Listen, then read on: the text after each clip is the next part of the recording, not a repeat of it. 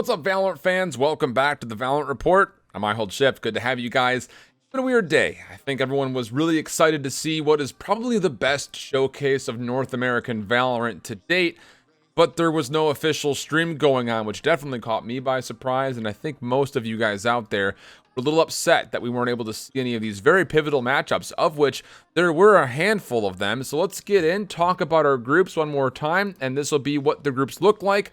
But here were the results from day number one. A quaint reminder, best of threes for all of the group stage play, and the group stage is split up into 2 different days. There will be no official stream, at least as I'm hearing word from right now, for tomorrow, but there may be the potential of a couple of off-brand, if you want to call them, streams that occur, one of which I might be able to be a part of. So if you like all the content you've seen, you want to see me commentate, make sure you follow me along on Twitter. I'll give you guys updates throughout the day. Regardless, though, let's get into the results. That's what you guys are here for. So Group A, TSM, as expected, take a 2-0 in day number 1, but they have a very close call with Homeless. But they went 13-4, 5-13, and 13-7 on their 3 maps. The team of Homeless, Dep, Psalm, Lasky, Poised, and Stupa looked incredible today. And this is a squad with Dep and Psalm that were potentially going to be a part of FaZe Clan, and then the team never signed anybody else to the roster, so they had to make their own squad up. And this is the result that they were able to get. Not bad at all. This team would also continue to be a nuisance as they were able to beat 100 Thieves in a matchup later on in day. A 13-6 for the side of 100 Thieves, and then 10-13 and 9-13 Homeless surprise. And with that win, this actually puts Group A in absolute bedlam, as TSM still have to play 100 Thieves tomorrow, and Built by Gamers, keep in mind, are still in the mix as they play both Homeless and 100 Thieves and are also at 1-1. Any single one of these 4 teams could potentially make it into the playoff or get knocked out depending on the situations that unfold tomorrow. Reminder, top 2 teams from each of the groups will make it into the playoff. Beyond that, there very well could be, and I would say most likely will occur, a pretty big tiebreaker that very well could come into play tomorrow. If TSM beat 100 Thieves, they're likely going to be in pretty comfortable. But Built by Gamers, 100 Thieves, and Homeless all have matchups in one way or another versus each other.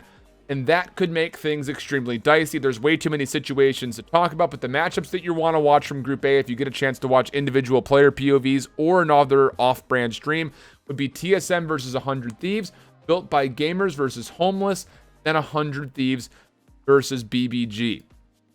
The good news is all of those matches are supposed to happen at different time frames throughout the day. The first stage of games should be TSM versus 100 Thieves. The second stage of games would be Built by Gamers versus Homeless. And then the final stage of games would be 100 Thieves versus Built by Gamers. So a lot of things to look forward to in Group A as we move forward to see who very well might escape or not get out of this pool, surprisingly. In Group B, well, it went 2-0 all day long with results that I think everyone would have expected.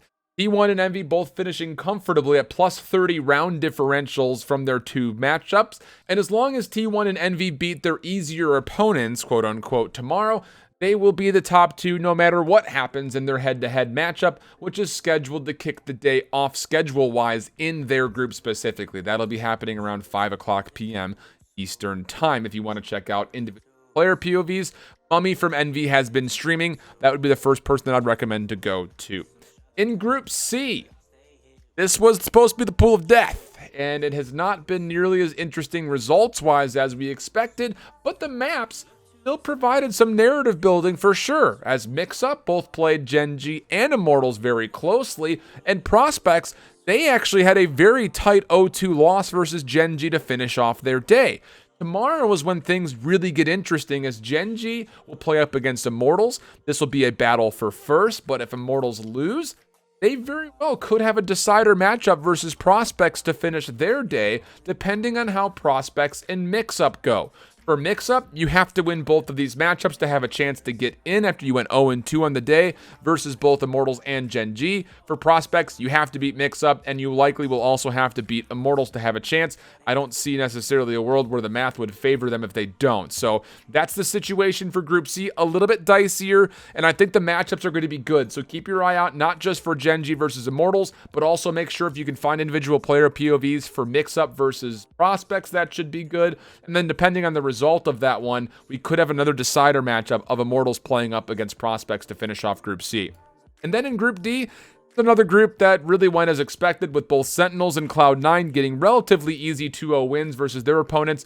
Renegades and Complexity are slated to play each other tomorrow in what I'm calling the battle for the better pickups, as they were both recently picked up. That's not really that catchy of a nomenclature, so maybe I need to think of a better name for it.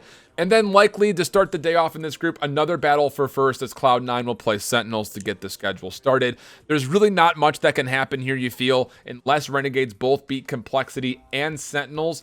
Then there's an opportunity maybe for Renegades to sneak in, pending that Sentinels lose to Cloud9. Otherwise, we could be looking at a three-way tie situation there. I just don't see that coming through. So a very interesting first day of games. Again, sorry there's no gameplay footage, but there were no clips to pull from that I could find outside of, I'm not going to go through all the individual player POVs and try to find things. So hopefully the spectating process will be a little bit easier tomorrow. And for sure, the stream does get brought in on Friday, as we'll have the quarterfinals, I believe, just on Friday, the semis on Saturday, and then the grand finals on Sunday, if I'm not mistaken. I very well could be wrong about that schedule, but know that, again, best of 3 all the way through, except for the grand finals is a best of 5, and for the most immediate going into tomorrow, top 2 get out of groups and make it to playoffs, not top 3, which honestly I kind of wish top 3 were able to get out. But regardless, we're going to say farewell for now, friends. If you enjoy this style of competitive Valorant content, make sure you subscribe on your way out, like the video as well, and hopefully tomorrow we'll catch you guys right back here for more. But until then,